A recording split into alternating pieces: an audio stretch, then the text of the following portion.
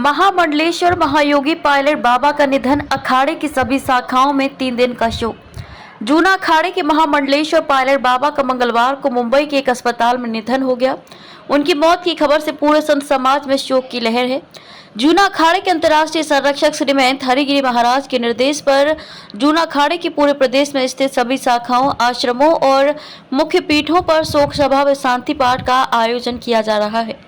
जूना अखाड़े ने 3 दिन का शोक घोषित किया है। इन 3 दिनों में पायलट बाबा की आत्मा की शांति के लिए शांति पाठ, हवन तथा विशेष पूजा अर्चना की जाएगी। श्री महंत हरिगिरी महाराज ने कहा कि पायलट बाबा एक सच्चे योगी व देश सेवा के लिए हमेशा तत्पर रहते थे।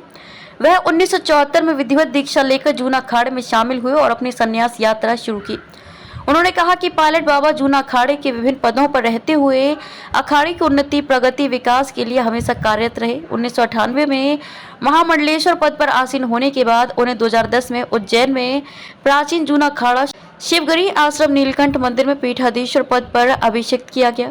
हरिद्वार में दी जाएगी समाधि। श्री महंत हरिगिरी महाराज ने कहा कि पायलट बाबा की अंतिम इच्छा के अनुसार उन्हें उत्तराखंड की पावन भूमि में समाधि दी जाएगी। जूना अखाड़े के समस्त पदाधिकारी और वरिष्ठ संत महामंडलेश्वर उनको समाधि देने के लिए पहुंचेंगे।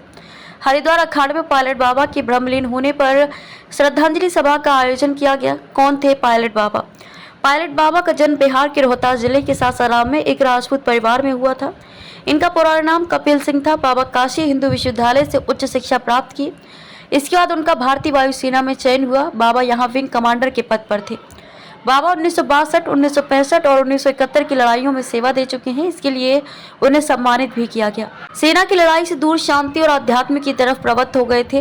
बाबा बताते हैं कि सन 1996 में जब वे मिग विमान भारत के पूर्वोत्तर में उड़ा रहे थे तब उनके साथ एक हादसा हुआ था। उनका विमान से नियंत्रण खो गया। उसी दौरान बाबा को उनके गुरु हरिगिरी महाराज के दर्शन प्राप्त हुए और वे उन्हें वहां से सुरक्षित निकाल लिए।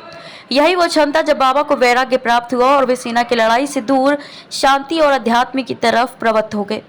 बॉलीवुड में भी अभिनय कर चुके पायलट बाबा संन्यास लेने से पहले बाबा कुछ दिन तक बॉलीवुड से भी जुड़े रहे। उन्होंने एक फूल दो माली में अभिनय भी किया है। वे बॉलीवुड के कई नामचीन हस्तियों के साथ काम कर चुके हैं। बॉलीवुड की जानी मानी अभिनेत्री मनीषा कोइराला के आध्यात्मिक गुरु बाबा जी ही हैं।